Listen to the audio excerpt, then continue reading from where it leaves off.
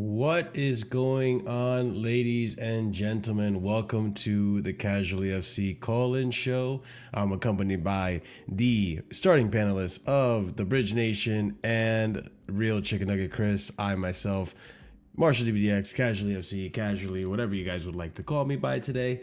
Here to, we're going to discuss Chelsea, but it goes without being said that we're probably likely, and I forgot to turn on my lights in the background, we're probably very likely to discuss the Champions League ties that just passed in the last 2 days, or yesterday and today.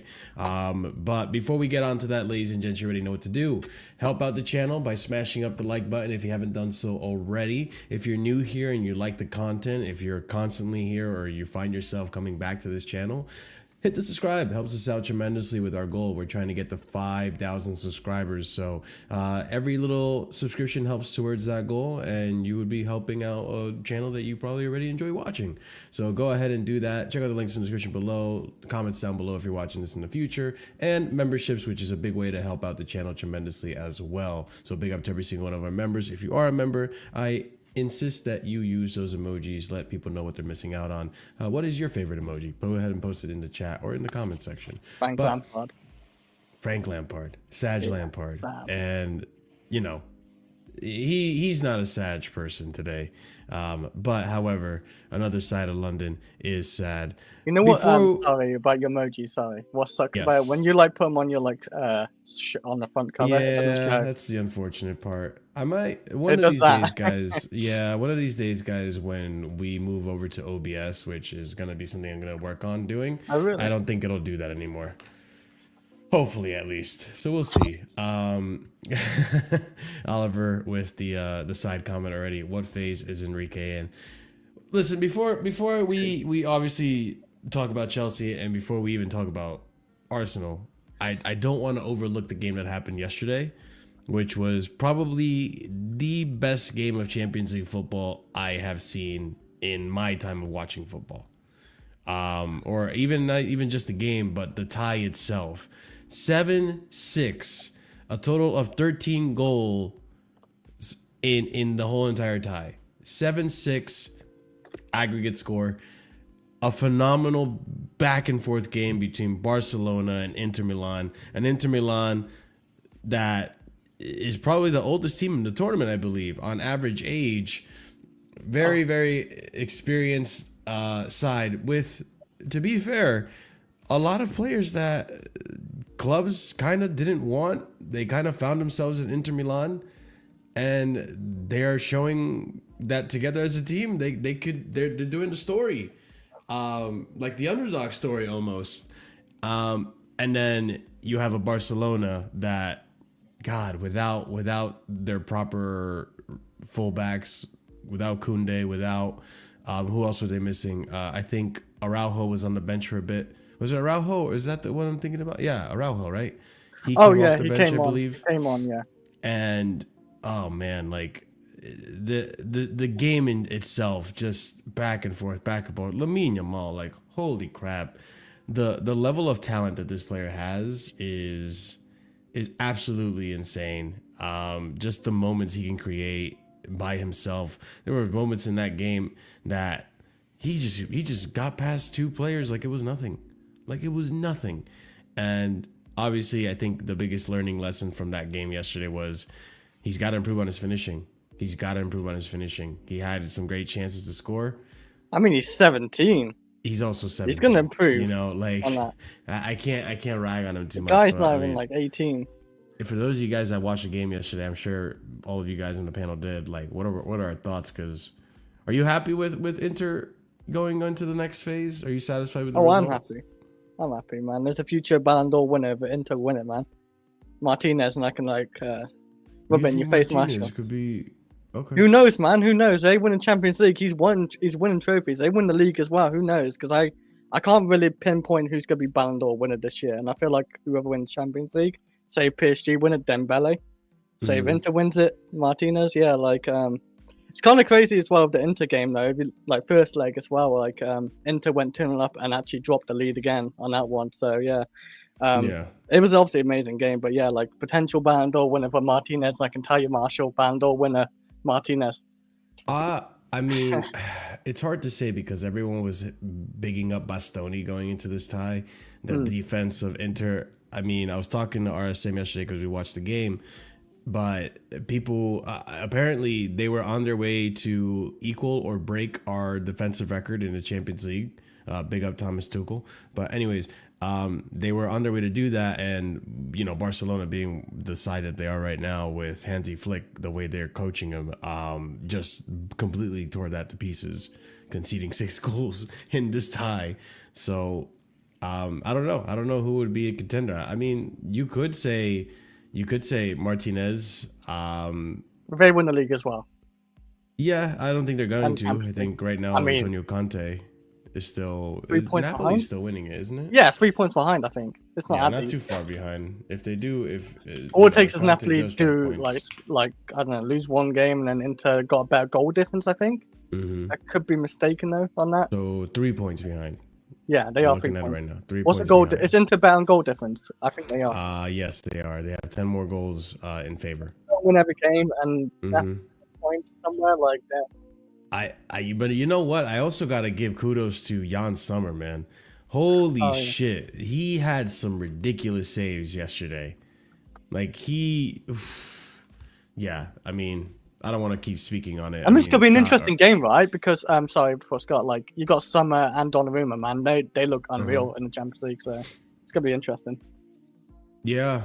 No, both the keepers have been insane in these semifinals. Scott, what are your thoughts on the game, man? I didn't watch it. I'll be completely honest with you. Okay, fair enough. I watched the first. He's not cheering the game, man. He's not cheering the game. But I was. It was my birthday yesterday. You think I was fucking watching? Happy belated birthday. See, man, doesn't matter, man. Happy belated birthday. Doesn't matter. Birthday, no birthday, man. I was to the gym, brother. Cheer on the game, man. But no, I watched the first leg though, and like I would have been. I think I would have preferred Barca, but that's because I think the football that Barca and PSG would have put on that final would have been legendary. But like, I'm not upset that Inter went through because like it's still going to be an amazing game, and it's like we're gonna have a winner in terms of like either for the first time ever or for the first time in I think 15 years. And one manager is walking out of that Champions League final there with their stocks infinitely higher than they were beforehand. 100%. You know, I've always been the type, like, I'm a strong believer that if you make it to your final on the first try, or when you make your first final, you're supposed to lose it. Like, you don't win your first final. I mean, it's happened to Chelsea. Chelsea did it to Man City, so on and so forth. This is one where both of these clubs were just recently, and but I mean recently, I mean in the last 5 years, in a Champions League final. You see PSG was in it against Bayern back in 2018, I believe, or was it 19? Well, it's a bit later now. It's a bit later. 2020, actually. It was in the COVID era. 2020. Yeah. And then Inter, who were there 2 years ago. Yep. And lost it. So it's one of those situations that, like, wow. I mean, you got Marquinhos, who was there when they lost it in 2020. Yeah. You know, and a few, maybe like one or two other players. I don't think there's that many. Also, they both dropped 2 strikers, man. One dropped Mbappe and one dropped Lukaku out. Well sold. And yeah. And then you have Inter, who a good amount of the team that lost it back in 2022, they're there, or 2023, they're there now. So I mean, Ahmed, your thoughts on that game? The not the final, but I mean the Inter versus Barcelona game. You know, it's funny that I was chosen last, considering that I was here, one of the first people here. But you know, regardless of the, you know, I go random, man. You know, I'm a student. Well, Is that so? Listen, I'm a He's shit on the bored. game. He's I bored. mean, I'm not Scott. I actually did watch the game. Good for you. Listen, I watched some real hoops. Again, I think it was a very competitive game. I just think for me, my big thing of Barca was that the highlight they kept. I think for me, I don't think the defenders are suitable enough to maintain that over a 90-minute game, right? That's why they are so obviously dependent on their attackers also doing scoring on a consistent rate. And I think Ferran Torres did let them down a lot in that first in the second game because he had a few chances which he should have put away. Eric Garcia, he's a defender, so I'm going to be a bit more lenient on him in the sense of his chance where he did basically like a Lukaku where in the final against Man City, where instead of he basically had a goalkeeper rather than trying to go for a corner essentially of the goal. But listen, regardless of that, you need to give credit where credit is due. Inter played the game correct, even though I feel like they should have done a better job of holding their leads, in my personal opinion. Listen, it's good to see Lamine Yamal cooking, but the sad reality is that we know either next season, the season after, bro, that brother's gonna be in the hospital ward for quite a while. That's just the way the game is. And yeah, man, enjoy him while you still can. Why do you think Lamine Yamal is going to be in the hospital next season? Oh, He's also because the amount of games he plays, the amount of games he's playing at such a young age, the lack of rest that he gets to, and also we all need to do is just look at the Barcelona players that have been come up with La Masia, similar age to him, and the way they've been used in recent history. Pedro's a great example of this. He's the other brother that was at Brighton last season, whose name escapes me. Ansu Fati is another one, right? Gavi, right? A lot of these guys that have just Balde's another one now as well. Balde's been getting a lot of injury prone as well. So there's 4 or 5 of them that's come out recently, bro, which have they get played a lot, and then obviously they don't they don't get their minutes controlled, bro, and then the thing that happens to them down the line happens. I can probably say I don't know about the injuries, but I go to back when Wayne Rooney, right? He played at a very early age, 17, 16, professional level as well, and he burnt out around age 30 as well. So maybe his burnout will be quicker for sure, because he's got a very good career, up to 30 by the looks of it. He's very very good, so he's definitely going to be playing season out, if he doesn't get injured. Well, I think the number of games that you are playing, when you're he might be lucky. He might be lucky though. No. I think with Rooney, I think the key thing was that the number of games he's playing and the number of games that Bingy's playing is a bit different. I'll probably argue. You think it's there's more games? So there's more games being played now. You mean in general in football? Yes. I do agree with that. Yeah, okay. Pedri did not play a whole year of football without rest. And he did his ACL. No, he didn't do his ACL ACL. Last season. Or that was his hamstring. No, you're talking about Gavi. Gavi did his ACL and MCL in the same game, bro. Yeah, I mean ACL is a bit different. That's just a freak injury as well. It's time. Yeah, I mean, time will tell. Obviously, with the volume of games that FIFA is asking of these players. Yeah, look, because he's already got 100 appearances, bro. And he's only 17 years old, bro. He's the one under it, by the way. So no, I see it. Yeah, I mean, time will tell with how these players get on about injuries and such. The way the volume of football that FIFA is asking them to play is ridiculous. I mean, obviously, us as fans, we reap the benefits because we get entertainment out of it and all this and that. But at the end of the day, player health is something that is in the back of our mind because we know some of our favorite players maybe are being overplayed, so on and so forth. Time will tell. Yamal actually done 50 games back to back, man. Season. That's crazy. I'm just looking. Outside of that, though, it will be interesting to see if his career does run into an obstacle, and how he deals with that and how he comes back from that obstacle. Because, like I said, he is very young. There's still so much to his career left. If he were to get hurt, how does he recover from that injury? So on and so forth.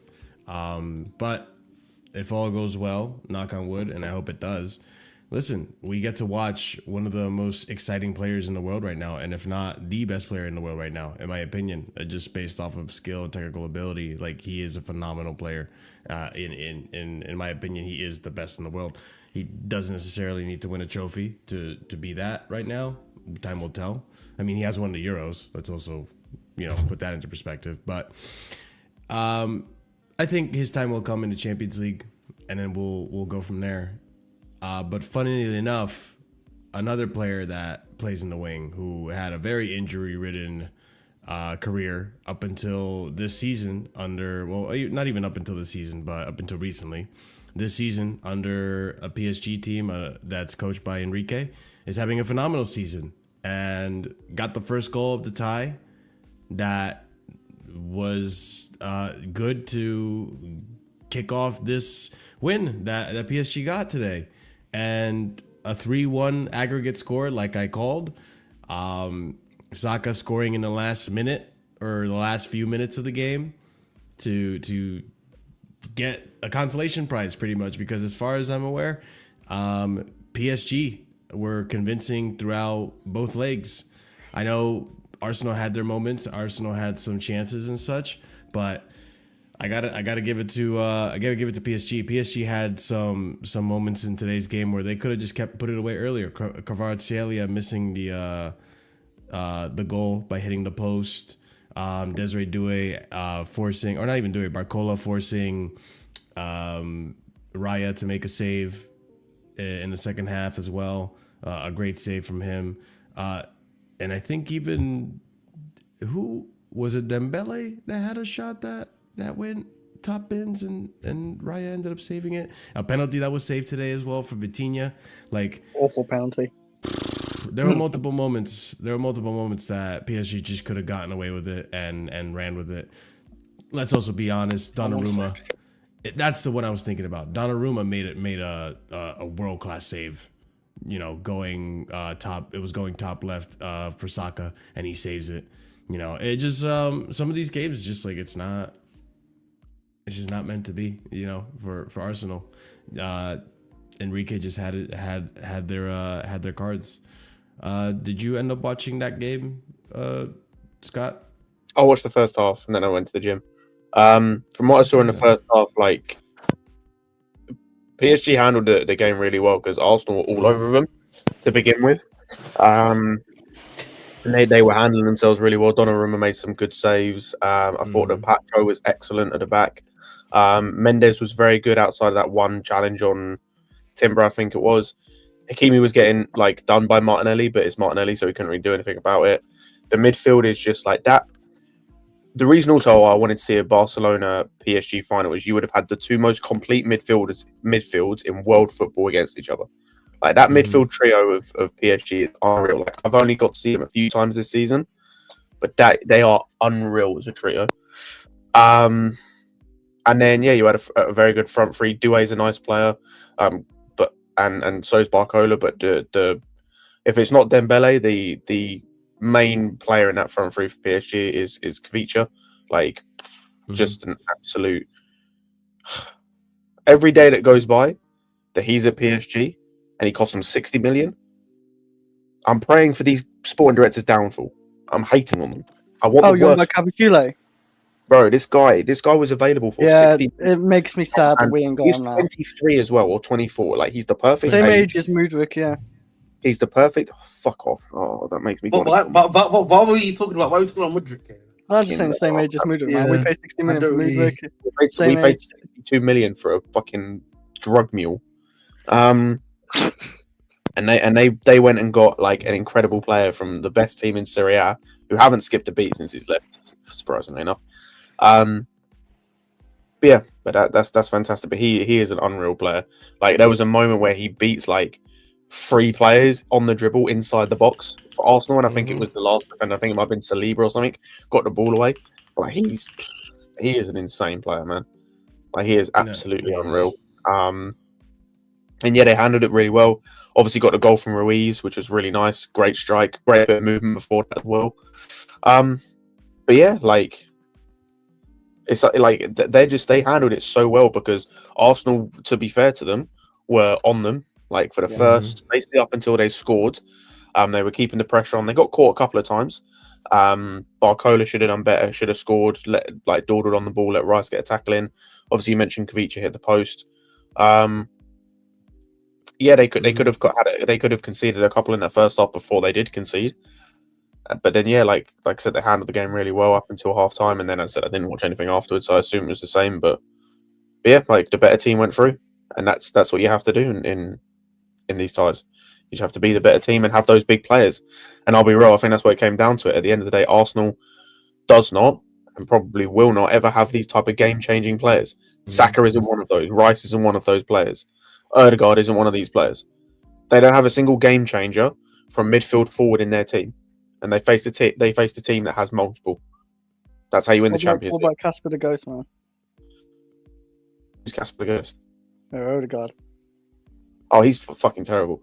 But he's not a game changer either. Like, these are nice pieces to have. Like, they're good players. They're not game changers. You saw it, by the way, with the Saka second shot. Like, I did see that. Or Yeah, the one the open goal. after he scores, the one he puts into orbit. I think Like, he was pretty much player gifted that scores goal as well. A big game player scores that. Definitely. He's not a big game player. He's a nice player. He's a good player. He's not a game changer. Never will be. Actually, he might be, but he's not going to be for some time. He's the only one player I feel like he's a definitely big player. That's about it. What are your thoughts on today's match? For today's outcome? I mean, we talked about it yesterday, and you said I was being too harsh. Yes, I think that was me giving hopium to our guy Pinky. But you always knew what my thoughts were going to be. I think for me, at the end of the day, it just comes down to it. Arsenal just lacked clinicalness. That's why he actually let them down. The final ball, and then just when they need to be clinical and take their chances, they did not take their chances, bro, in this game. That's actually just what it comes down to today. It's not even a defensive thing. Yeah, it's just when they had the chances, they didn't take them. When it came to making the right final ball, they weren't able to make it. And I think, we keep on talking about the same things of Arsenal. They don't have a guy that can give them the final ball. They don't have a guy that's clinical up front. They don't have a big game player, right? We keep on saying these things the last 3 years, and nothing has changed. And for me, it just comes back to they got to spend more money again. They're gonna spend money again. But is the manager now? Is it just now time to move on from that manager? I think that's just what the conversation that needs to generally be had now. Is it just that the manager now is just a nearly man? He's going anywhere he can get you. Is it time to move on, right? And if you're thinking about that from like a perspective of like, I want to win the Premier League, yeah, and maybe a much more of a fan perspective, then I would say yes. But I think from a Arsenal and a board perspective, I genuinely am of the belief that they don't really care as much as maybe their fans do, in my personal opinion. And so I think he's going to stay here again for next season. I think they spend some money. Maybe they do get in a striker. I don't know who that will be, if it's a Sesko or Gyökeres. And I don't think they're going to add that much to the team again. Mm-hmm. So, again, I think from an Arsenal perspective, you can just expect more of the same from me. I don't think nothing's going to change. I think that's fair. Yeah, I feel like that's totally fair. I don't expect them to. I mean, Chris, do you think if they had a striker in this whole ordeal, things would have changed? Yeah. Even Definitely. if it was Havertz, let's just say if Havertz was fit. No, not with Havertz. Not Havertz. I mean, a real striker like Jackson, but like no. If they had like an Osimhen or maybe Gyökeres or something like that, who's on the market, or if they go for that, then yeah, like they can maybe do definitely better because you got a target man up there or a guy who can score goals or something like that. Who was that striker to? I didn't really notice it. Was it that Moreno, whatever his name is? Marino, yeah, like it's not. Is he striking naturally? No, I didn't think so. So yeah, like it definitely helps for sure. Like Saka's a great player, but like you don't have anything else. Like you have Martinelli, who's just pretty much just a pace merchant, just runs down the wing and he can do some things of that. But like and then you got Moreno, who's just a tall guy. That's it, I think. So they definitely can, but like I still don't think it'd be enough to beat PSG today. Anyway, to be honest, I think PSG is just too good for them. That's what it was, and they got Doué, they got not Barcola, Cavachile, They got Dembele as well. Like, you know, that strike he did in the first leg was like, that's what you need in a striker, man. You can strike something like that. So yeah, like, it definitely helps. But no, Kai Havertz will not help him either. He's worse than Jackson. Okay, fair enough. I mean, so they were just destined to lose to PSG no matter what. Who they got right now? Yeah, they need a new striker. All right, fair Kai enough. Havertz ain't it. Yeah, no, fair enough. CFC for life. Welcome to the show, brother. I'll give you the option of you can talk about UCL or you can talk about Chelsea. If you want to ask us any questions, you want to debate us, whatever you want to do, brother. How you doing? Can you hear me properly? It's a little crackly, but yeah, we can hear you. Just say over Okay. afterwards. Did you say over? Yeah, afterwards. Is it still bad, yeah? It's not ideal, but you can be It is what it is. understood. Okay, yeah, sorry, what did you say before? I asked you can talk about the UCL or you can get into the Chelsea stuff. Up to you. Or debate us or whatever. You know, if you have a hot take that you didn't like from a previous show. Up to you. No, just on the Champions League. Yeah, I thought the game yesterday was definitely like one of the best games I've seen in a long time. Just because it was two different styles. Inter are more like old school, so I kind of like how they sort of play the game, and they were kind of like underdogs because no one was actually ever saying Inter Milan were gonna sort of win the Champions League or even get to the final. Everyone was looking at other teams. So I was kind of happy to see that Inter Milan made it there. But then at the same time, Barcelona kind of, when they went 3-2 up, they kind of dropped the ball because there's no way, I forgot the guy who scored the equaliser to go into extra time. I think it was a defender who scored, but there's no way, that's it. There's no way he should have even had a chance to even be in there to score that goal. So for me, Barcelona obviously played the nice football, and it's good to see. But at the same time, it's like the manager should have told them just to, you know, sit back and not still push when you're 3-2 up. So I kind of think they dropped the ball in that sort of game. But I thought it was definitely both legs. It was very entertaining because I thought the first game was good, but the first time was good, but then the second time was even better. So it was kind of good to see that. It was just football being played at like a high level, and it wasn't too much about like tactics and defending. Even though I know Barcelona had that high line, but it was more just, you know, like just both teams going at it, and you don't really see that too much. So for me, that was quite refreshing.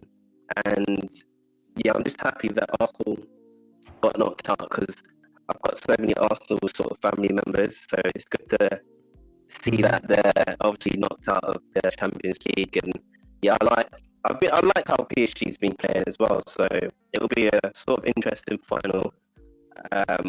It's kind of hard to call because they're both two different styles. So I'm not really sure who's going to win that. But what about you? Do you have an opinion who's going to win the final? That's actually not a bad question. As I will say before you continue, let's see if you can fix up your microphone because you sound like you have throat cancer and you're using one of those things like the I robot saw someone say talking AI, voice. man. That's funny. AI, I think AI is a little smoother. Yeah, that's true, but Aaron said he's cane after he started talking in WWE. That's nuts. Yeah, no, it was a lot. I was able to deal with great. it, but no, everyone is commenting on it. So yeah, we got to fix that up. But I mean, we can go around the horn. I have a feeling. Oh man, this is this is the easy one, man. What do you easy? I don't think easy Inter Milan, easy. This is easy Inter Milan. Easy What are we Inter doing? Milan, bro. I don't think it is. I don't think it is easy. Yeah, I'm saying easy. I'm inclined to go into. Did anyone just see the way Arsenal was Wait, who's boxing saying? them in the PSG the first There's half? there's a difference between boxing them in and scoring. Like, Yeah, but the thing is, Inter Milan can score. And Inter Milan have that.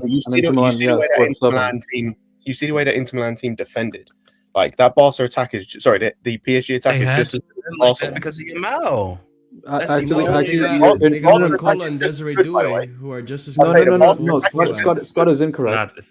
Scott is incorrect because Rafinha has the most GNA in the Champions League, so their attack is not even close to PSG's attack is not even close to that, because Rafinha statistically has the same amount of goals as Cristiano Ronaldo does as a Champions League record. None of them do. And then you have Yamal, who's probably like a Ballon d'Or favorite. And you can say Dembele and Yamal sure cancel each other out. Barcola does not have even close to the stats as Rafinha does or Desiree do it. You can combine them actually and still won't have as much. Not for GA, but like Kvaratskhelia, man, like he is still a very good player, like on the ball and stuff like that. Like he can drag players out for sure. I mean for GA, you do know Barca scored the most goals in all of Europe. Yeah, I know. Like they score a lot of goals, but no, they scored the most, not a lot. They scored the most in Europe. Yes, and that didn't do anything like they qualified. No, did and it? So... no. But I'm saying PSG doesn't have that attack. No, no one in world football has. But unlike Barca, they have a good defense. Yes. Yeah, and Inter have a better defense, and Inter have a better defense. Like I think it's gonna be. And Inter have a better defense. I just think for me, I think it's gonna be a very competitive game in general. But it's gonna be a very competitive game in general. Do I think Inter have an advantage? I think the advantage maybe you could say Inter has over them is I think they can be a bit more physical, right? I don't think Arsenal were as physical as they could have been to kind of stop this PSG side, in my personal opinion. And I think that's a big positive that Inter Milan have, in my personal opinion. Arsenal don't have the physicality, is what you said? Yes. A bit. Like their striker is the whole team is made for physicality. Did you not see them throwing it in like Stoke, man? No. You don't do that if you don't have a physical team. No, but he's saying they don't use the physicality like Thuram does, right? Like you saw the goals. Thuram uses the physicality, and Dumfries, right? Like isn't a striker a bit? Well, the quote unquote striker, but that's all he is, like a big. No, he's a midfielder. Yeah, but I mean, like he's a very big guy up top. Yeah, but Thuram's an actual striker who's a big guy, so that's better. No, yeah, Thuram's clear, man. Yeah. Like I think Inter and Inter have Champions League experience. This PSG side, this is gonna be the first Champions League. This is basically the same Inter Milan side. What about Dembele? Like Dembele has been in Champions Dembele League. Didn't go to Champions League final yet. Marquinhos was a part of that PSG team. Marquinhos definitely did. Yeah, he did. Marquinhos did. Marquinhos and Donnarumma. Yeah. Pacho hasn't. Hakimi wasn't part of that team, I think. Or it might have been. Give us a game Mendes like did. that. But none of the midfield has. None of the midfield has. I'll be honest, I think either way it's going to be close. I think to say it's going to be clear one way or the other is nuts. I think it'll be close. I think it'll be really close. Game. It's about to be 2-0. The thing is, that one thing Barca did that PSG can replicate is the constant pressure. The constant just press, and attack. And PSG can do that while at the same time actually being able to defend counterattacks. I think PSG will win too, but I hope Inter win. I think, especially based on what I saw that first game, the thing that I think PSG can definitely do against Inter is they can play through that midfield. Like I said earlier, that PSG midfield is going to be the best in world football. They will play through that Inter midfield. So if Inter are going to win that, they need to defend well, which they didn't at any point over the last two games of this tie, but they won because they outscored, so it's fine. But they need to make sure that they don't let that midfield get all over them. Because if they do, they're not they're gonna have to defend well and try and hit them on a counter. Which they did against Barcelona when you had arguably people are saying Pedri is the best midfielder in the world. They faced that. Yeah, but it's different when your line is literally on the halfway line. I was gonna say, you're talking about asking that their line as high as a kite, as high as Tottenham were playing against us. Yeah, I see that line. Also, hang on. We're also comparing a Barca team who had the worst goalkeeping performance I've ever seen in a semi-final. I think. Oh yeah, in the first leg, he stinks. He gave up 2 or 3 goals just from him being a bozo in that first leg. Oh, as much as Donnarumma isn't great, he's nowhere near the same amount of, he's not as much as a bozo. He's phenomenal. He's been phenomenal in the I think it'll be close. Games. Inter might win, but I think it's gonna be close. I think it'll be 2-1 either way. I'll give it to Inter. But it's. Am I the only one saying PSG? No.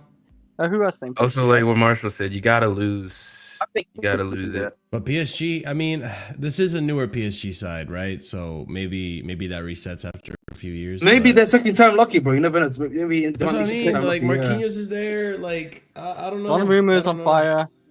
That that but patch Sommer's goes on Yeah, fire too. but more of the Inter team has played through that final, and they have Yeah, the better exactly, defender exactly. Bastoni, and Jan Oh, Sommer yeah. you could say is equal to Donnarumma. I think Yeah, and he's they have, better. Strikers are better. like a better striker. You can't just base it Yeah. off of that though, because Inter showed that they're fragile, even though they've got a good defense. They went 2-0 up in both. Was it in both legs? They went 2-0 up. Yeah, So- Yeah, but they were playing the conceded. best attack in the Attack team. in the Okay. world. That's like saying, oh, we conceded against MSN. As I'm saying that, but that doesn't mean I don't know that if it's the same PSG comparison though. Yeah, it is because Juventus had the best defense that year Of this- that they but- beat Of this them. generation, but hold on, of hold this on. generation, the misfits. Barcelona are the best attack in the world when Leva is fit and in that team. Ferran Torres dumbs him down a bit. That's also No, Very well when- no. In the Champions League, he has really good numbers this season. You can't even say Didn't that he about Ferran score Torres. the first leg too? He scored Yes. one goal out of the I'll be 7 real. goals that he When scored. Lewandowski came Or on, he 6, I'm kind of sorry. stunk it up a little bit. And look at that. Yeah, he like, missed that I header don't- I right don't in the think six. Ferran, Yeah. I don't think Ferran was okay. I don't think he was great. And if anything, it was Lamine Yamal in the second leg, especially. It was Lamine Yamal carrying them. Rafinha was Sure. locked up. I'm not trying to discredit Rafinha, but what I am trying to do is discredit the striker position in that attack a little bit because Ferran is not part of their best attack. No, they So definitely need a striker. they were dumbed down a bit, which I mean to an extent maybe goes towards the argument that the Inter Milan defense isn't as solid as some people may think. No, I it think- is. I think, It I is. think How they're many goals solid. have That's- they that's like- conceded up to that run in? So, Uh, so We're I mean, we're running en a- route to break our record. They've been conceding every game Milan for have sure. been the best. I'm pretty sure. Not too sure. Have they been conceding every game? I think they have. Inter had conceded 5 goals until this round. yeah, Yeah. Yeah. How many and PSG most of that was from Bayern game. I mean, PSG only conceded 1 goal in 2 legs against Arsenal. I mean, it's against Arsenal, I guess. Like Yeah, they they didn't don't have a real score. striker. No striker. They had Saka who misses an open goal and Martinelli who just runs. Yeah, but he Yeah, did they cook come- Hakimi today. He was cooking a little No, bit. he's quick. He's very quick. That's the thing with him. But like after that, then what? Yeah. I think it's gonna be very close. But who thinks PSG's gonna win it? Because I've only heard me say, but I don't know. Yeah, My I brother think- thinks PSG's gonna win it. I could see PSG winning. I'll be honest. Okay. I could see them winning it, but I think right now it's probably 60-40 Inter. If I I'm actually being- want Inter to win it. So maybe Martinelli, not Martinelli, Martinez wins Ballon d'Or. That'd be great. What? How What do many? you- Wait, they got 7 goals, didn't they? Inter across 2 games. Yes. Mhm. Yeah. They got a quarter of the amount of goals that they scored in the whole tournament across that series. By the way, Wow. they only had 19 Bimbo goals. Clark, mate. Bimbo Clark, mate. Yeah. No, I mean, will Martinez play a factor? I don't know. He wasn't at his best against. He scored. Did he? He was score one? injured. Yeah, He was injured. definitely He scored. got a scored. penalty and he scored one. He got the penalty Yeah, for the yeah. second one too. So and he was injured. Same with Thuram. Actually, both of them said they were injured for the game. Mm, It looked like Really? it. It looked like it. Yeah. Yeah. Well, they're They gonna be should be fit for the fit. final. I mean, they also are trying to fight for the Serie A league. title as well. So Yeah. it could go either way depending on because they can't afford to they just can't afford to rest anyone. Drop. Yeah. Yeah. So it is going to be an interesting tie. I think other than Chris, everyone is saying Inter. So there's that. He scored answer. 9 goals in Champions League, Martinez. Damn, Yeah, I know. no, You know who I he need hasn't to been give bad. some good that's gas? a lot in the Champions League. They scored almost as much as a league goal. I now remember when we were all linked. We were linked to Dumfries. Everyone's like, "No, he's ass. He's eating good right now." That's all No, I gotta he say. is. He's eating. like I was saying yesterday to RSM. I was like, bro, He's still he's shit one of right those. back. He's No, he's still one of not. No, those- he's not. He's no, not. defending wise. I mean for So defending. is DeMarco. Attacking, he's No, very he's good. good at He's defending better than too. No, he's Gusto. good at Is all defending. I'm Come on. saying. He's That's better than very Gusto. Very good. underrated. Defensively, no, he's not. Underrated. Come on, like every time I watch, You don't watch him enough. clearly then Navy, but I watched a few games No, of him, no. like a fair few games No, internationally he's and club. Like it's just defensively, he's never there. no, he's yeah. It's because he's the wing back. I know. When you see him No, in a I'm- back four, he actually does his job. He was actually better defensively usually. So the reason why he's been better now is because he gets the space to run. He gets the space to run into space because he's not like a technical baller in terms of tight spacing and all that stuff. As you could say, more of a Hakeem. He's a melanin But if you give him merchant. space to, for but if you give him Netherlands, space to run, huh?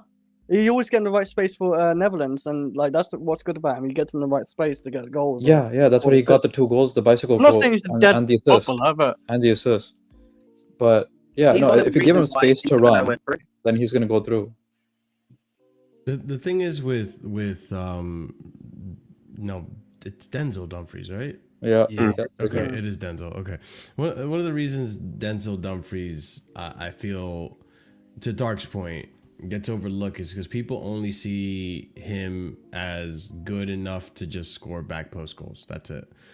And the thing is, though, when you do it for long enough and your game isn't caught, no one catches on, they know what your game is, and you still do what you want to do.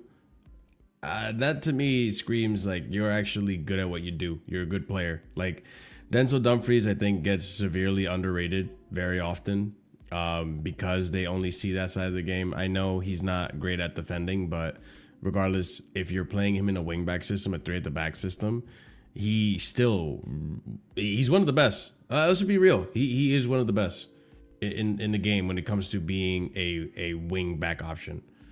He's done it consistently for multiple seasons now. He was doing it with Inter. He wasn't Inter 2 years ago. He was doing it with Inter 2 years ago. He was doing it at the international level. You know, people didn't rate him. People didn't want to bring him into their club. Like he does this. So, you know, when you want to talk about some of the best wingbacks in the world and the system that we had at the time that we were linked with him with Tuchel, he probably would have suited us, but he would have been competition with Reece. Yeah, That's fine. he's been good. Mhm. He's been good. Like I'm sure he got 2 assists in the first leg, in the first time, and a goal, and then the he second leg, cooked I think against he got, Barcelona. 2 goals. He got First 2 first goals. game he got 2 goals and 1 Like, assist against Barcelona. He cooked. Yeah, against so he has Barcelona. 5 GNA over the 2 games. He has 5 GNA. Yeah, he Oh, cooked yeah. against Barcelona. Where he had 2 goals, he had the disallowed assist. He had And he had the another assist assist for in the the first second goal in leg. this time. Yeah. if that's Reece James, everyone's making a big massive noise, but because it's Dumfries, Mm. I know he's So would you say if he had if he could chest trap it, it would be more fun? Yeah, Mm. Mm. he ain't got the Chest body trap is strength all of the Reece James, difference. man. He ain't got the body No, strength. but the thing that made Reece James great doesn't- was also his defensive ability. You know, Dumfries doesn't have that, unfortunately. No, it's Reece now. Not like No, Reece. he Yeah, has but he has the physicality of Reece. He has the same He amount has of he is physicality. quite You can see that. quite a tall guy. Like, but No, I he's still taller. feel like He's taller than Reece. He's 6'2". yeah. I said he's taller. I said he's a tall guy. Yeah. I'm just saying. I still think if they went to head with a battle man, Reece coming on top, man. I seen a 6'7". I seen a over- 6'7" He could centre stay back fit though. tried jumping at Reece James. and he went down like a little over the bitch. last 2-3 years. I would choose Dumfries. You know why? Because Because he actually plays. yeah. Okay, yeah, yeah, Reece has that's fine. got more attributes. That's fine. But But what about this Dumfries season, man? is- He's been playing a lot more this season. I would still do Dumfries because Reece has not Next played season, what, man. Just see 15 Champions League Well, Reece okay, James, man. We I gone back. hope We gone so. back. I hope so. I really actually do. I hope so. I know you do. I know you want hope the so. best I'm not saying you're not. Yeah. No one doesn't hope Reece James not at his best and fully recovered. No one doesn't because he's literally one of our best players when he's fit. Recency bias. Talented-wise. How's it recency bias if he's been doing it since Euros? Since Wait. 2 seasons Actually, no, he's ago? been doing it since 3 seasons ago Yeah, because they won to a Dumfries been Champions good League for- final and he was still their wing back. As a wing back, yeah, sure, he's. I would take him, but like as a fullback, I don't know. I still wouldn't take him, but Bro. that's just me. Nah, he's still a good Anyways, player. I want to give props to the best center back in the world, Bastoni. in the world. Yes. I'm trying to think. For what like, he does, yes, because that man bombs. Do you know if you watch that Inter Milan team on a weekly basis, and Marshall watches Serie A, I know a bit more. He bombs into the midfield like another midfielder, bro. So the reason why you're seeing him getting caught out at times is because he's literally his role is to be in the midfield. Yeah. He literally becomes like an 8 at times too, where he makes runs even more than that. Mm-hmm. He's great No, defensively. I definitely think No, he's He's better. up there, He's better than He's better than Van Disney, dude. Van Disney just uses his aura hype, I'm and then not sure. Allison. I mean, Van Dijk's still been pretty good this year. So no, I know. I'm saying he could. Van Dijk could be second best. Saliba's not even close to Bastoni. Not even close. Do you know Saliba lost the ball 14 times? Not even That guy is overhyped. I'm not even gonna close lie. to Gabriel. Yeah. Jeez. Close to even Gabriel. He's the best defender in the world. I would say. So I got about another 45 minutes, ladies and gents, before I have to book it out of here. So if you do want to join in on the call, the link is down below or in the pinned comment section, or in the pinned section of the chat. So if you do want to join in and have your say on whatever we're discussing, by all means, you're more than welcome. Probably got to switch the conversation to Why was Kai your ass earlier? I was looking at the Game stream. Yeah. Why was Kai today? you earlier? When? Not today.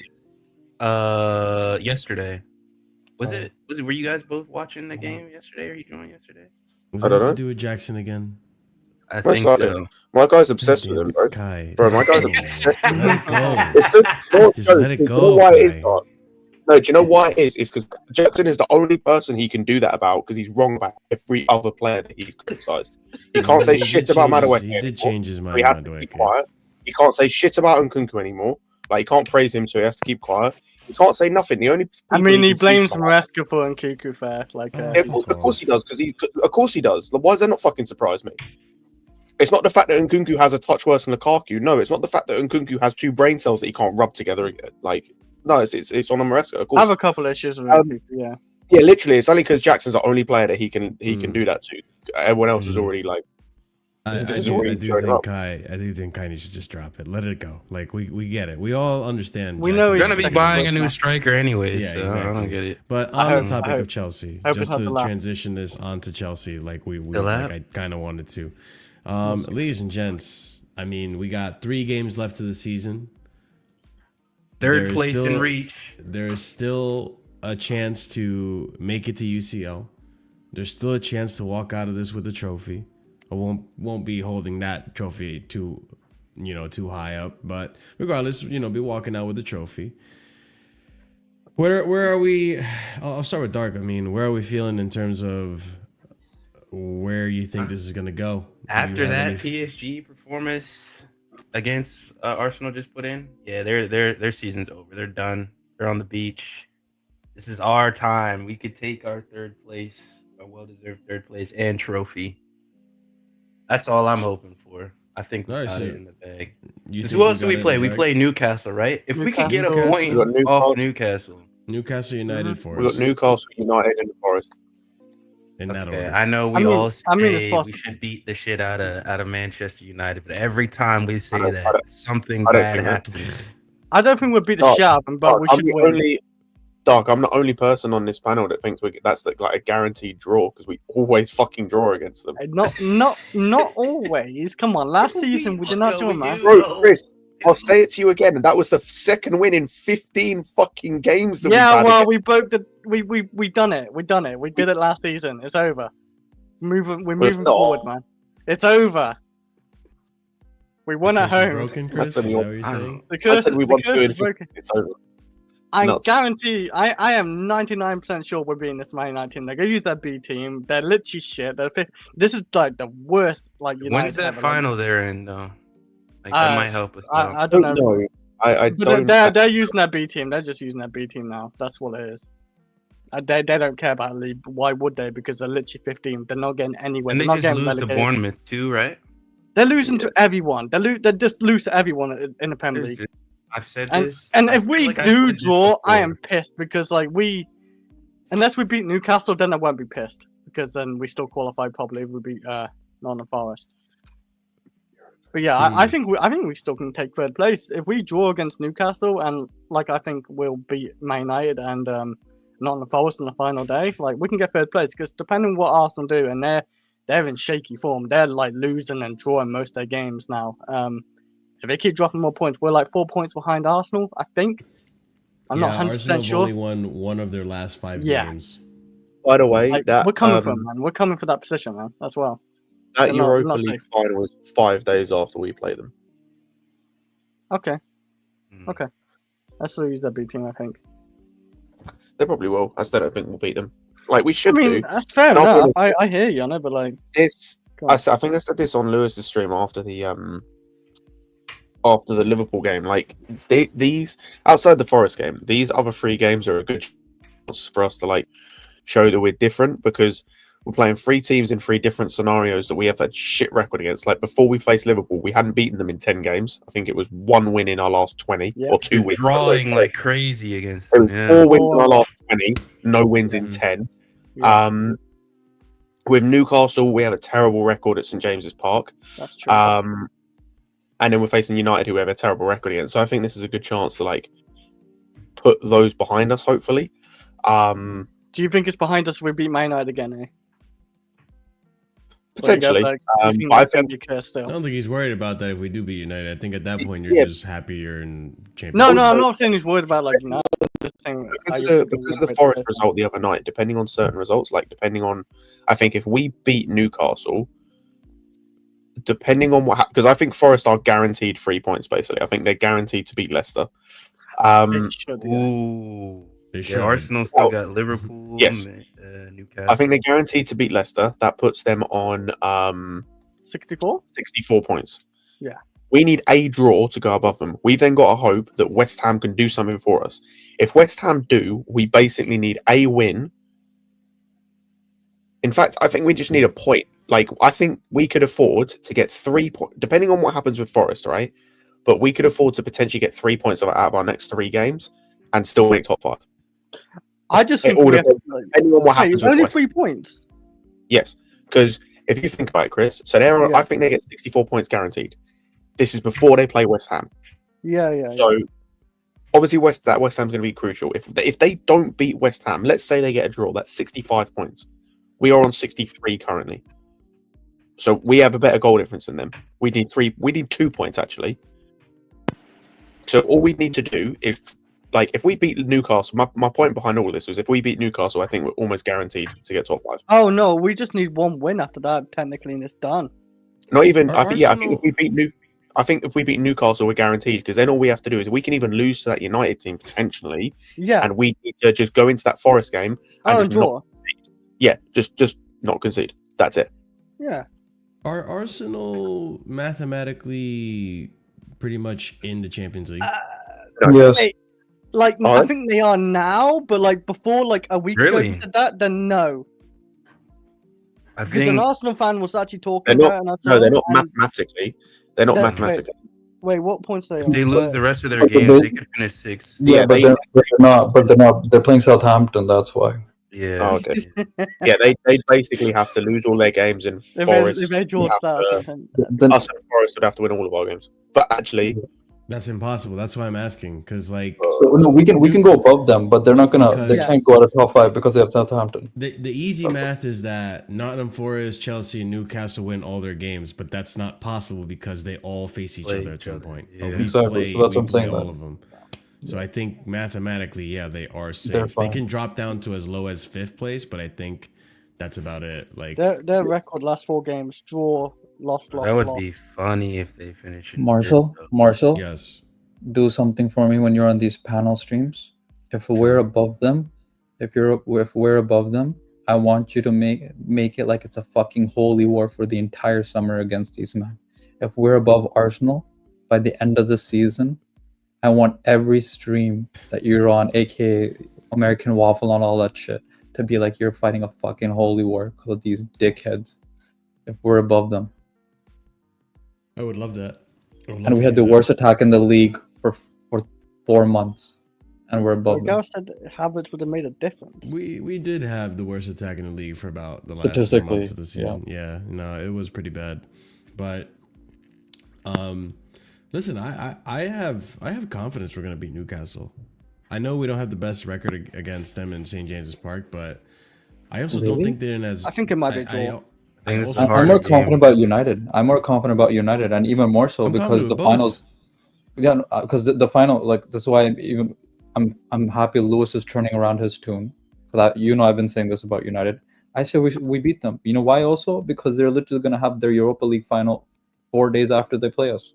You think they're gonna play their major players against us? I do think they are more focused on Europa League. Yeah, right. so 'Cause they they're need gonna a play their kids trophy. again. Yeah, they're gonna play those So- Cheetos and whatever they're Mhm. freaking. I do think we get a win out of that because of that. But in terms of Newcastle, I think we do get a win. I think with Lavia in the midfield, it's a big deal. It's a big difference for us. And Joelinton's not going to be there, so Joelinton's usually the one that's really like breaking up the play, disrupting. He's like their. I don't know if I want to call him their Mason Mount or their Gallagher, but That's nasty work. That's why I say I don't know if I want to say that. That's offensive. But I do think he's the one in the midfield that gets under the rival's skin. Without him, I think it makes it a little easier for us. And also, I just genuinely, if I look into this, I know it's not been a bad record, but Aston Villa have a better home record than Newcastle this season. Like, Aston Villa have been like a fortress, whereas St. James's Park, I don't believe have. I have to look into this. Bournemouth beat them 4-0, by the way, so it's not that scary of a place. I mean, we beat Fulham at their home as well. They actually, have and their they're moments where fortress. like they just drop points, and they're not necessarily as good a form as people like to believe they are. Isak is a good player, obviously, but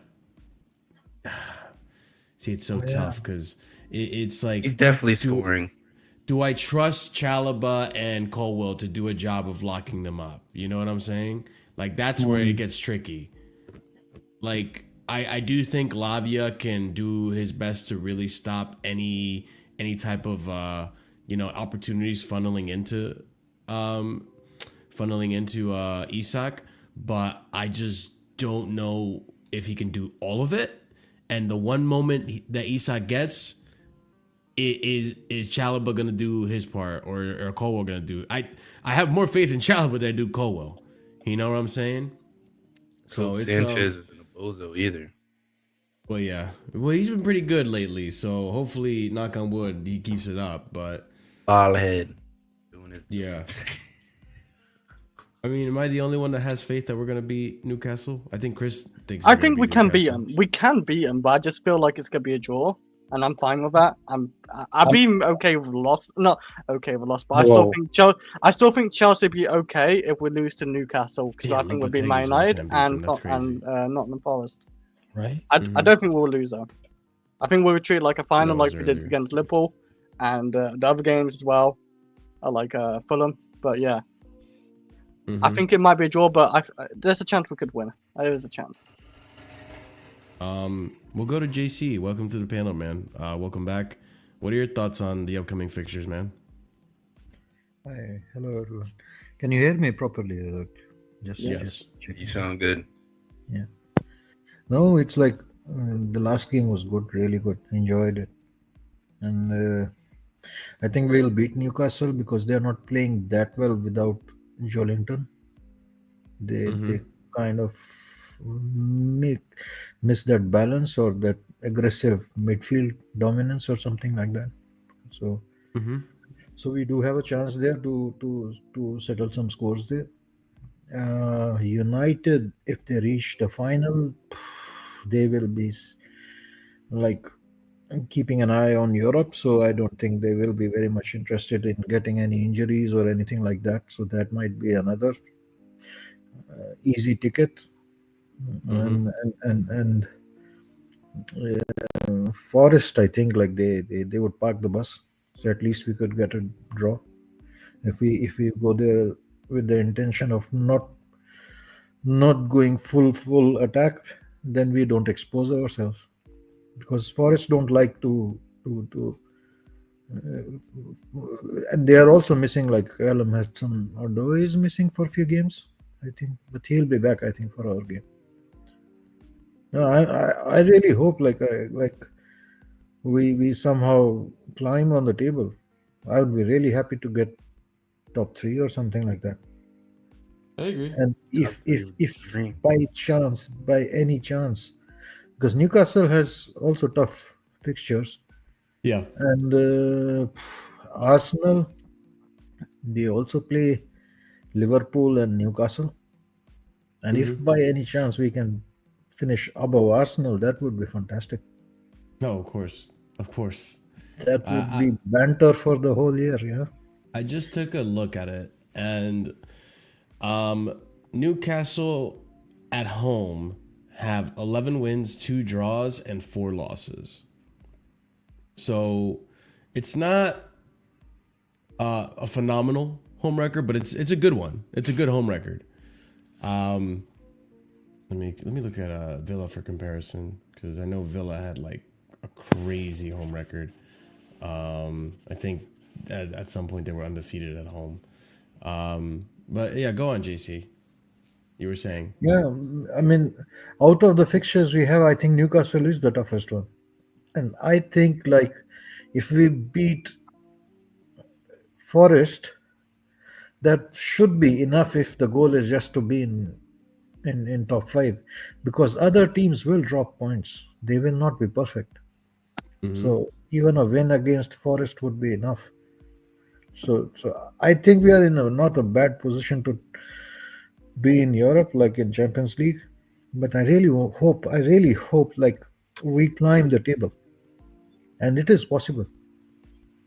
That would be really, really like everybody will be buzzing. Like if we finish above Arsenal, that would be really, really, really meltdown in North London or something like that. In comparison, by the way, just to come back to my point here, Aston Villa at home have 10 wins, 7 draws, only 1 loss all season. So it's very possible we could get a win or a draw. I just, it's not. I know we don't have a great record at St. James's Park, but I do feel that like this season, there is a possibility that it can be done. I don't think this Newcastle side is as strong as people make it out to be. They're good. Don't get me wrong. I'm not trying to say they're not they good. have been inconsistent this season as well. Yes. In general. At home, they have been pretty much strong. I know they lost like 4-1 to Bournemouth, and I think they lost to someone else. They lost 4 well, games all season at home. How many But games it's have not we lost at impossible. home? Like if it was up against like we lost too much. if we were up against Villa, then I'd be less inclined to say we're gonna win, because I just the home record speaks for itself. I mean, we beat Fulham at home. in a minute. Fulham were a monster at home as well. Were they? Yeah, Fulham were. I'm pretty sure Fulham were very good at home. They barely got any losses, and we scraped a win at the very end. Oh, look at that! I just pulled up Chelsea. Chelsea only have 2 losses at home. Yeah, I thought so. Like we've been pretty good at home as well. Yeah. Our away record. This is why I think we're being Man United, right? Because we've been pretty good at home this season as well. When was our last away win? Actually, now that I look into this, our last away win was Fulham. Okay, Yeah. yeah, fair enough. Yeah, I mean it's doable. It's doable. We haven't actually lost since Arsenal as well this season. We have actually been. Yeah, I know. Barring the Ipswich, right? Because we bottled that. I'll be honest. Like Chelsea, bottled that. We was dominating them, and then we conceded, and our heads dropped, and that was just shit. In general, just to see that, and then we conceded again, and then all of a sudden we came back at like I don't know who scored the first goal to make it like 2-1, but then we came back, but it still wasn't enough.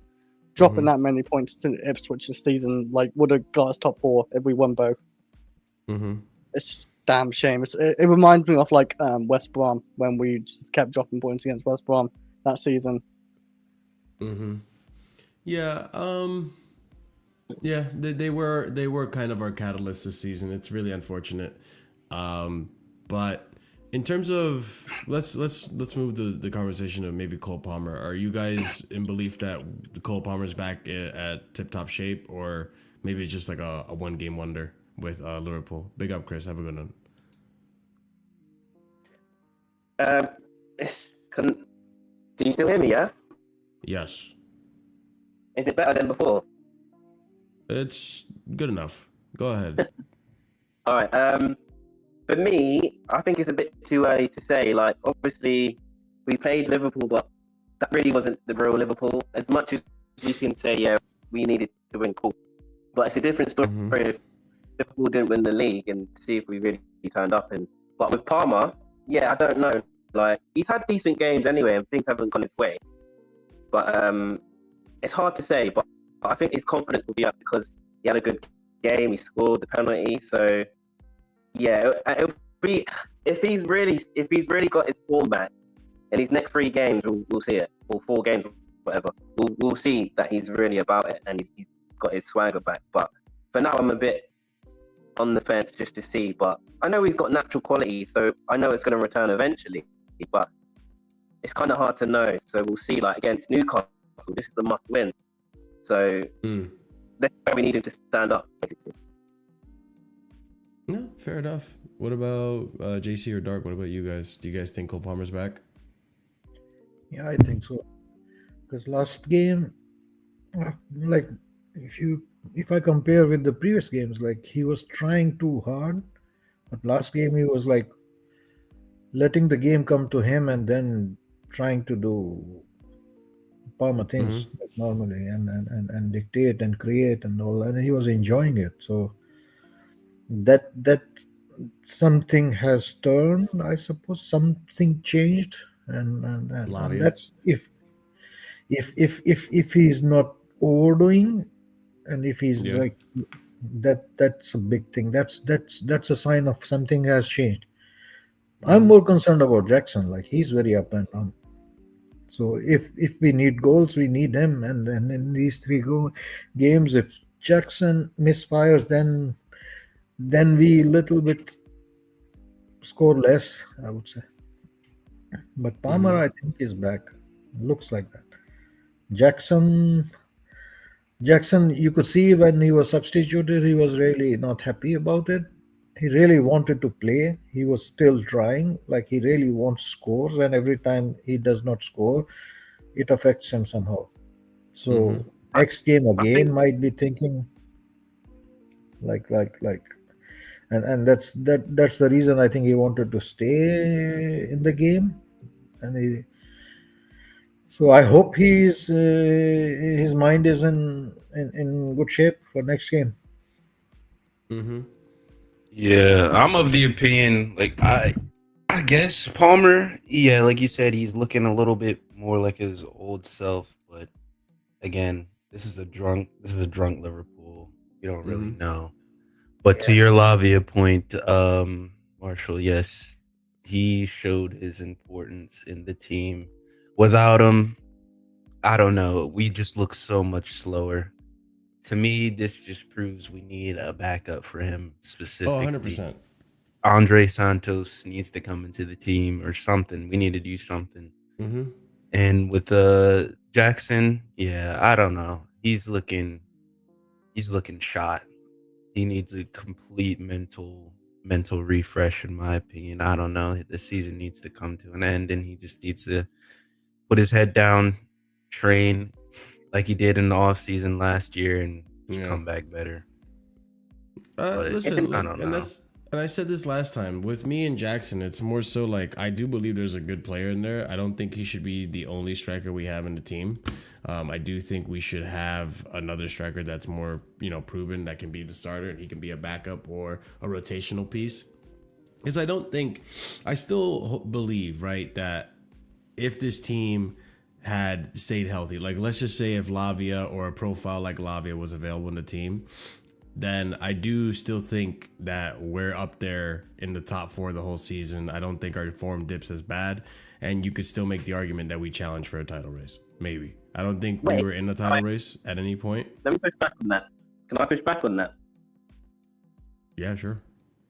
So Lavia, of course, Lavia is a plus, but Lavia isn't the reason that Cole Palmer and Jackson stopped scoring, though, is it? It's a big part of it. I think it doesn't help. Jackson, he's better when he's running towards the goal, in my opinion. When he Lavia gives us that. He gets it through the midfield quick and out to the winger, out into the striker's feet fast. I think that improves the team drastically. Yeah, we cannot be a low block. No, of course. But I'm saying Lavia isn't the reason why we wasn't clinical.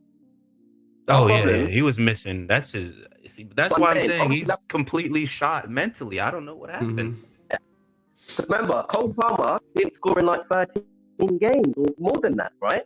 So Right. even if you have Lavia in the team, which is a plus, that isn't going to help. That isn't going to help Palmer score. That isn't going to help Jackson score. Their problems were finishing and being clinical. So having Lavia in the team, yes. be fighting for title in the top 4, yeah, we'll be a lot stronger in the midfield, but we'd still have problems finishing our chances. So that's where getting a better striker helped our chances if we had someone better than Jack. So with the striker, what do you think? I don't disagree with that. I listen, I'm okay with Liam Delap. I'm okay with Osimhen.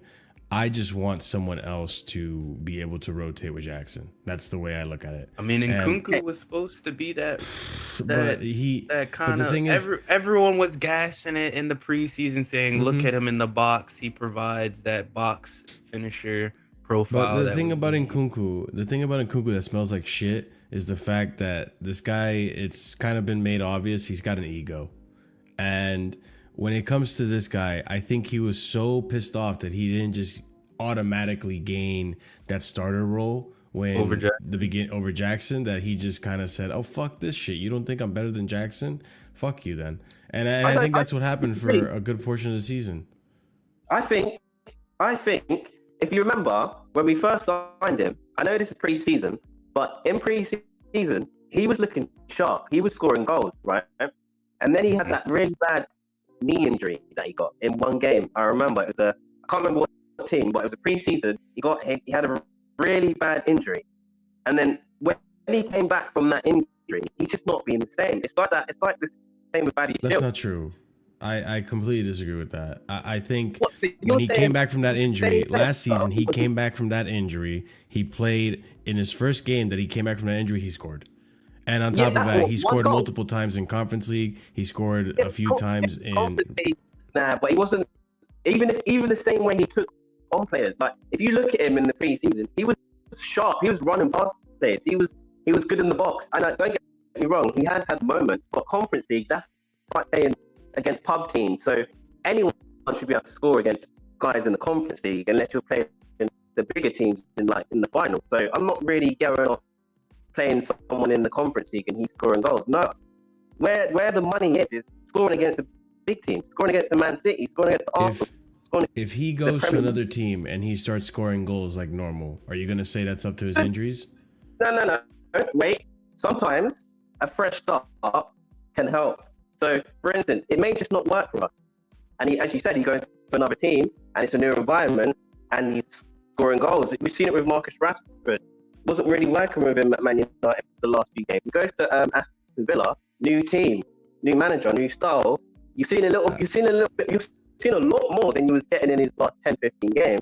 So for me, I'm not buying this thing that the injury changed him, bro. You saw the way he presses, the way he's off the ball. Like just because you got an injury he got an MCL. It wasn't even an ACL. He got an MCL. It's all the same. It's all the same. I know it's not like one's easier than the other, but at the same time, like I've seen players come back from that just fine and can still press and can still involve themselves in the team. We've seen players come back good, and we've seen some players come back bad. So for me, it depends. We've seen Ruben Loftus-Cheek. Let's not even go about injuries. We've seen him before injury. He was amazing. And he comes back after injury, wasn't the same player. I've seen it with Hudson. He came back after injury and did more than what Nkunku's doing right now. Yeah, no, I agree. But at the same time, sometimes injuries can play a part. Now, I'm not giving him the excuse because sounds like you are. He's not been good. He's not been good enough in general. But I'm just saying, he wasn't the same when he had that injury. Even because pre-season he was running past players. I don't even see him even run past players anymore. Because he doesn't want to. There's that on top. I agree with what you're saying. He doesn't want to be there anymore. He's not being favoured. Lost his confidence. So there's a lot of factors in that, I believe. Can I ask something? I mean, we've heard so many reasons like confidence, injury, treatment of player, playtime. It's you cannot think in this manner that the player has to be looked after before the team. He was injured for 1 year. He was taken care very nicely. He was paid his salary on time. There were He physios. came back from his injury last Yes. season. Yeah. No, I'm not giving it an excuse. I'm just telling the situation as it was. 1 year looked after very well in the club. You come back. You don't like the situation you are in. You work hard. You wait for your chance. And bang, in January, both our other his competition was gone. He had a run of games, like 10 games. He had the chance. So you cement your place there. It's a golden chance. You become a permanent. He could have become a permanent. He got his opportunity. He didn't deliver. The Mhm. fastest in those run of games, the fastest I could see him running or doing something was the penalty, like the last game when Jackson was already coming back. Then he was feeling the competition. Those 10 games were the only games. Like, he's been here for 2 years, 3 years. He has not had a run of games. You can argue different reasons, excuses, anything. But when he Mhm. did get them, I let's think what killed him let's was the he goal didn't he deliver. scored against Bournemouth, Mhm. right? It was the goal he came on off the bench. He Yeah. saved the team, and then Yeah, he yeah, didn't yeah, start yeah. after These are that. And emotional then things. after We that, look at the. I look at yeah. that as a team sport, and Mhm. Yeah. he Yeah. was the man missing. We were playing with 10 men. He doesn't want to be a team player. It's just he doesn't want to be a Chelsea. I chalk it up to that Yep, much. Like, I exactly. listen. I came into the season. Dark can tell you. I came into the season with really high expectation for Nkunku. I was pretty much his like number one fanboy going into this season. I was really excited to see him play. I was really excited to see him score. I came out Man, I of the told Man you, City and match. clunky, man. I Yeah, told you, man. I came out of that Man City match defending him, saying he didn't look that bad at the left wing, yada yada yada. And listen, this No, he did season look has good been. that game. He did look good that I game did. against Man Now City. in hindsight, people see it because now they look at how shit he's been all season, and it's just like I came out defending him out the gate, and then slowly but surely you start to see the games. You're seeing like, okay, you're scored, but where are the performances? Where is the link up? Where's the team play?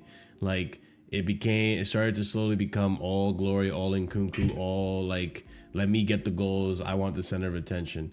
And I think Dark is right. The Bournemouth game. It was the Brentford game. I'm sorry. Was it Bournemouth or Brentford? I don't know. It was some I think team. maybe it was Some B Brentford. team. I don't know. But regardless, it was no, it was the Bournemouth team. Yeah, it was Bournemouth. It was that Bournemouth game where like after that he didn't get Showed play good time. strength on that goal too. I was like, okay, this is what we Yeah. need in the team. Yeah. And he didn't. What was that? I swear, when he did that, did he win us the game? Yeah, he won us the game, yeah. And then he didn't start the next game, did he? No. Nah. See, now if you're a player, right? I'm not backing him because he's been terrible. But if he's done that, you got to play the next game, surely. You've got to. If you won us the game, well, at least get a look. And I don't even think he got a look in. So for me, Not it's just been necessarily. terrible. No, I look at it a different way. Not Scoring a necessarily. goal alone is not the only thing he has to do. Mhm. No, he got to do more than that. But he helped us win that game. Jaden Very Sancho important. did more in that game than Nkunku did. If it wasn't for Jaden Who Sancho, scored the Nkunku doesn't get the chance to score the winner. Okay, but the win is important as well, right? And The in winner's terms important, of but pressing and turnovers, he's not there. exactly. Like No, let's he's been just crap. let's just So go. should we keep the same energy for Jackson? Because But that's what I'm saying, he's like- not scoring, not No, doing but much. that's the Yeah, thing. he's Like we doing the other things, didn't but have a he's not striker at that time. Jackson was still scoring goals, but in that game he didn't score. Actually, I can look into it. But regardless, what I'm trying to get at is that even after that game, just because you score the winning goal doesn't mean you deserve to play the next game. Because what if, let's just say we started the game with Nkunku in that game, we maybe lose that. Yeah, I We think he maybe should don't have get embraced chance. the super sub role more. I don't know why he I wanted mean, to. but what I will say to his defense, he was getting chump minutes, and I don't think he deserved chump minutes. Like That's 5 fine. minutes, 4 minutes. Yeah. You give him 15, you give him 20, you give Jackson plenty of rest. Like, Yeah. I don't see why he was giving him chump minutes in the beginning, but I think now at the end of the day we kind of Not see sure, why. but can I But hold can on. I I give- just want to, because I do have to head out soon. I want to go back to what was being said about Lavia, right? And CFC brought this up. I do think Lavia changes how our season goes. Because one, I didn't say he doesn't. No. I said Lavia isn't going to make us more clinical.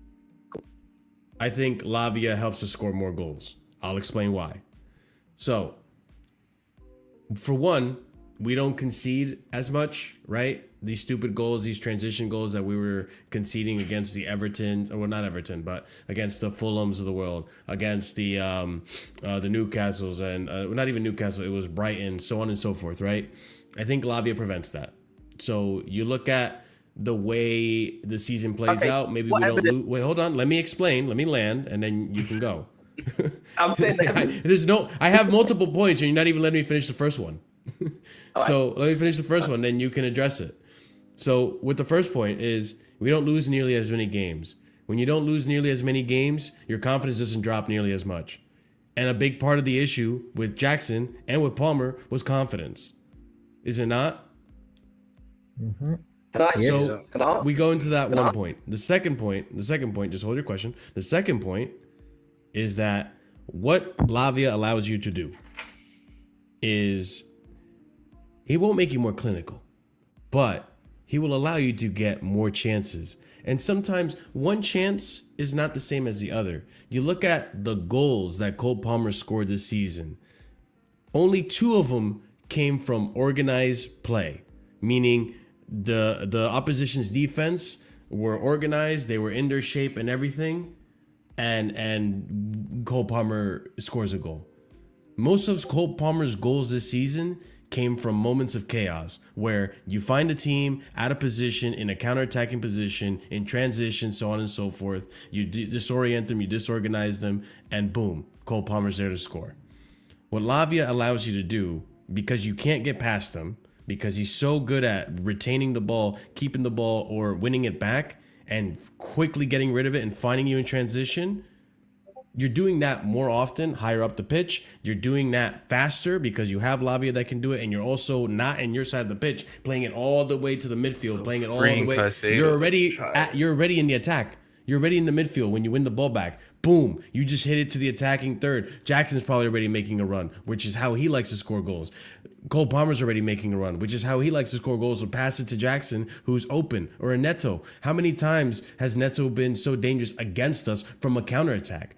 So when you eliminate Lavia, you eliminate that, unfortunately, because we don't have someone that can win the ball like Lavia can win the ball. Caicedo does a good job, but he's not quick about getting rid of the ball like Lavia does. He doesn't have that ping through ball. He has like it Lavia sometimes. does. He has it sometimes. But Lavia has it consistently.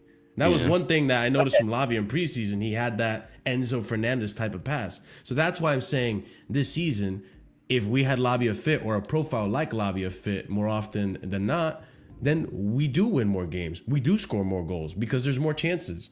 Maybe they're not as clinical, you're right, but there's more chances, and there's more chances in styles of play that you ideally want to score from. I also think you're asking less from the center backs too when he's in the team with distribution and stuff like that, because we've seen Colwell and all our center backs struggling to even pass the ball into the midfield. Go ahead, COC for life. You had some questions you wanted to ask. Okay, so what was your first point again? This man. The confidence point. The confidence point with the defense. Right, how you shore up the defense with Lavia. Okay, so and you lose less games. Okay, now, how many games have we won? No, okay, I'll give you. How many games has Lavia played in general? He's Not enough. There's a good chunk of change in there. Not that much though.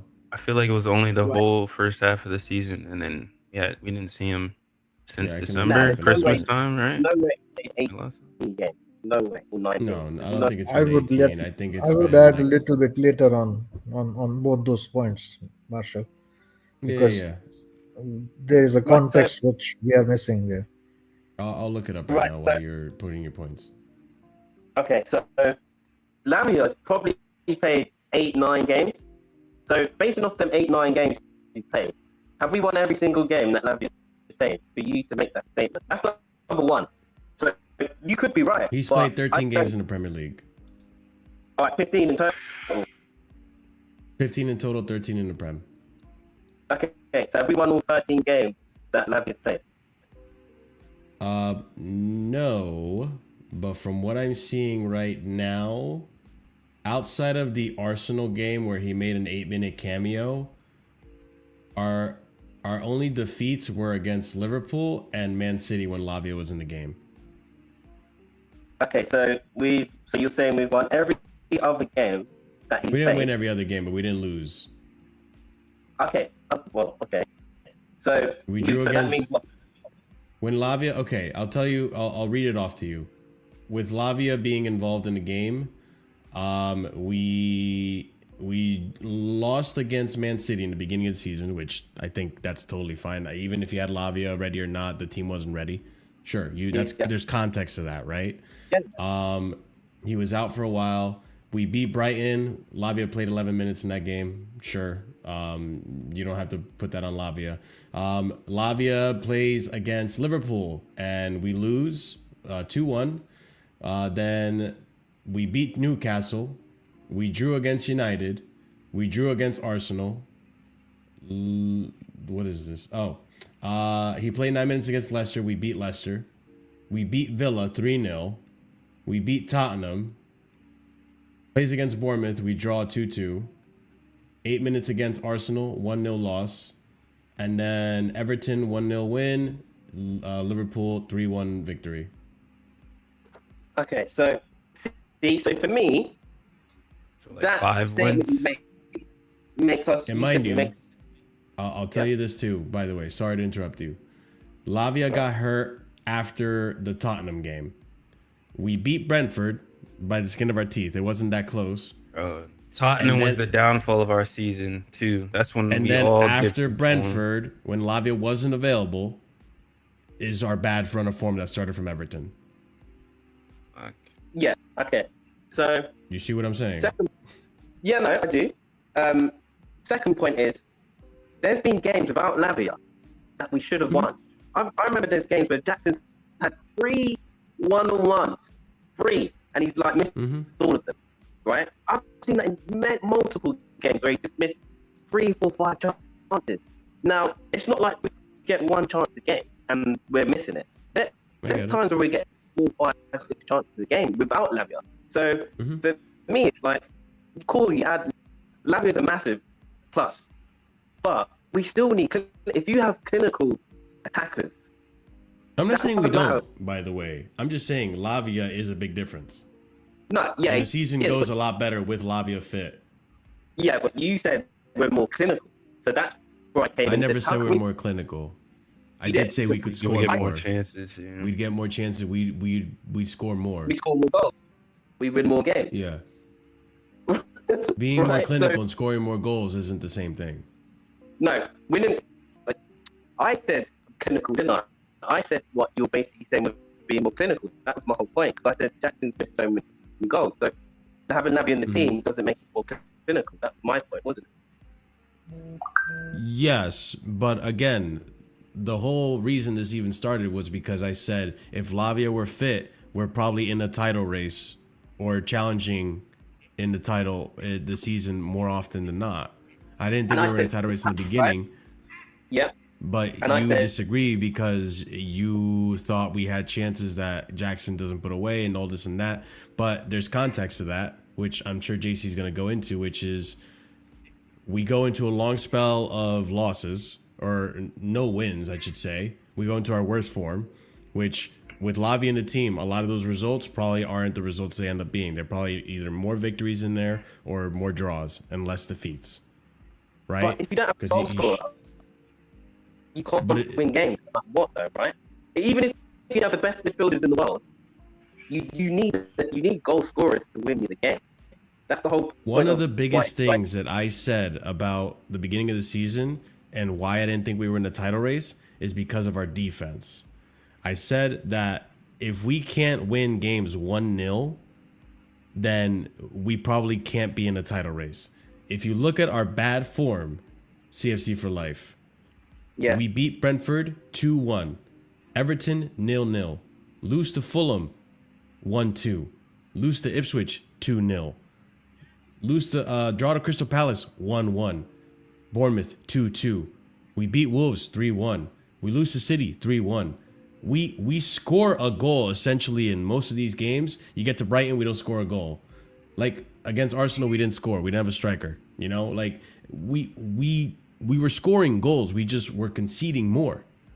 Yeah, but We weren't conceding. We weren't scoring that many goals, but Yeah, we were that's scoring what- enough goals where if we clean up our defense, keep a clean sheet, which Lavia is part of that, and Caicedo's part of that when Lavia's in the midfield too, then we maybe can win that Crystal Palace game 1-0 instead of losing at the last minute the way we did. Maybe we don't concede the stupid goals against Fulham when Robert Sanchez boots it and we get caught in transition, all this stupid shit when Lavia's in the game. Like, do you understand what I'm saying now? Like, when you don't lose those games, when you maybe win those games by the one goal that you have, it gives you a confidence booster. Yeah, And that no, I get confidence that. booster plays into what you're saying, the clinicality, trusting yourself and trusting your foot to score the goal. You can't. Yeah, but you either have you're either clinical or you're not.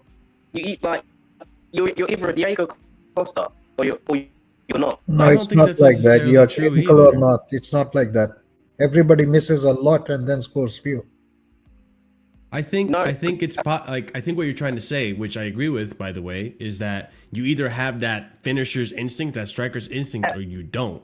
That only without really Cole Palmer. relates to, but that only really relates to Jackson. Really, let's be honest. But at 'Cause the he's our start of the striker. season, No, he no, no, had it. no. This Hold man on, was hold on. At the taking start of one the season, shot, he did one have goal, and I was saying there's just no way. Who is this Yeah. player?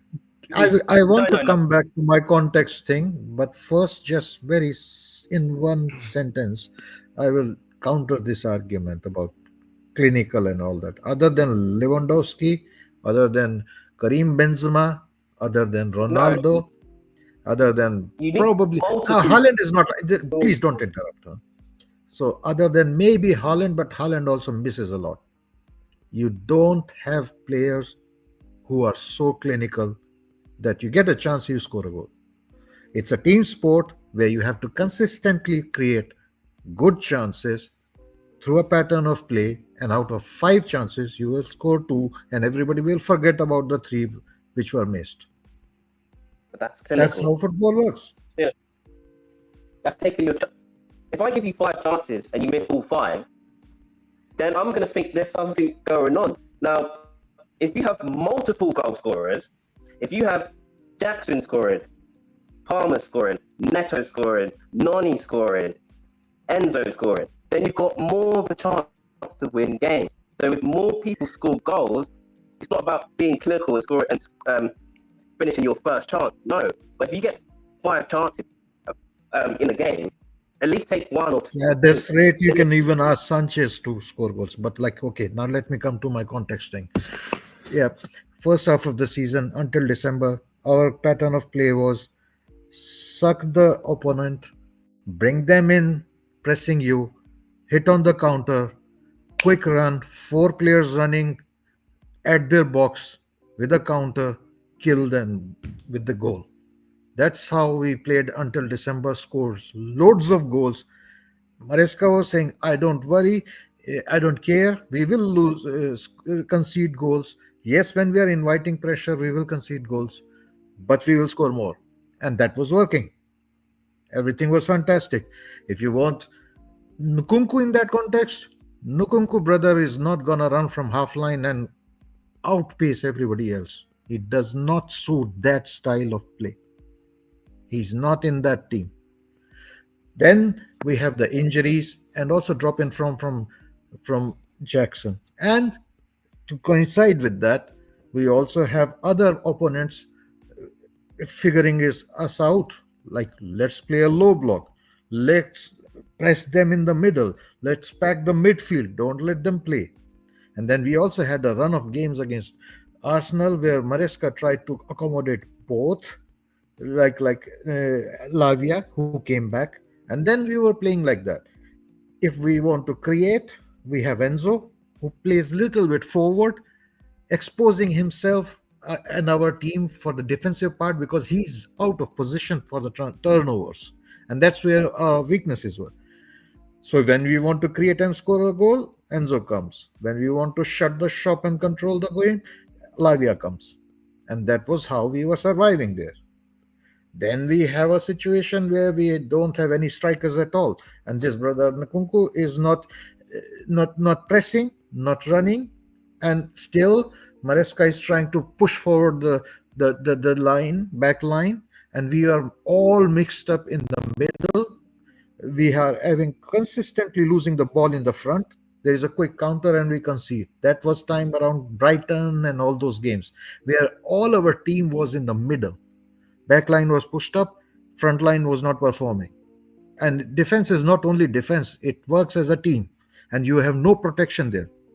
Now Lavia is back, and for the first time we are seeing on a consistent basis, like he's saying, okay, I don't want, and you can invert Cucurella to give help to Caicedo to make some kind of more midfield presence. But then we need Cucurella to up there to score goals, to bombard, because other brothers are not doing that. So all these things were on the plates of Maresca, and he was trying to maneuver. Now, when the players are back, and we have Lavia, and we are seeing he's put all three together. He's put Caicedo, he's put Lavia, and he's put Enzo. Palmer has less responsibility to be dropping back, thinking of getting the ball in time, in transition, all that. Now he has his play, enjoy, create what you like to do more. And that context helps him. You don't need to do anything more because there are players around him who will do more, a lot more. So that's the context, I mean, and that fixes it. But that's been the kind of a progression and story of our season. And this has been kind of a learning season also for our manager. So there has been criticism, there have been other things for manager as well and all that. But I think this season, the team has grown. And if we bring some good striker to compete with Jackson to push him a little bit more, and if we do end up somehow with Hoyson, he's a fantastic player. Yeah. And if somebody like Rudiger comes in, whoa. So there will be experience. But I don't think so. It's happening, but like I don't think this team needs a lot more. What this team needs is like fitness, that people stay fit, and those who want to leave can go. Those they stop wasting time on players who don't want to be here. Just let them go, and focus on what we have. And there are players like Santos coming back. Exactly, fantastic. He will be competing with the midfields. So if Enzo, Caicedo, or Lavia, any one of them is injured, it's not like they are ahead of Santos, but our midfield is packed with quality. What we need to do is improve a little bit with the front line, and maybe put a little bit more quality or experience in the back line who can marshal the defense. Our defense was not that bad. It's not that bad players, but like the way we were playing, and as I said, the story and progression of our season, how we try to progress and then adjust and adapt. And life was not easy for Maresca to adapt. Like you need Cucurella to help Caicedo, and you also need him to score goals because the other brothers are not doing that. So what do? You put Gusto in the middle? That's also not an ideal situation, huh?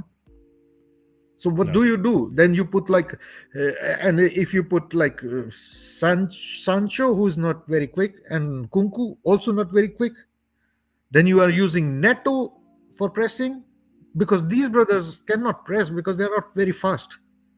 They're intelligent, but they're not fast. And if we lose the ball, then in transition, where our high line or our back line is exposed. So there have been challenges which I saw as challenges. It's not only about being clinical, because clinical is good, but like you need to have consistent dominance of a game management, shutting down the games, creating chances consistently, and then the goals will come. You missed three, you scored the fourth one, and everybody forgets about that. That's essentially the point I was trying to get at, is that, you know, in the beginning of the season, our attack was compensating for the lack of good defensive ability or good defensive tactics, right? So there was going to come a point where the attacks and the goals were going to dry. I'm sorry, they were going to dry up. And at that point, and not even at that point, before that even happened, I said, listen, if we can shore up our defense, stop making these silly errors. In the beginning, it was a lot of errors due to positioning and getting used to the system and just mistakes. Fofana was making a lot of mistakes, so on and so forth.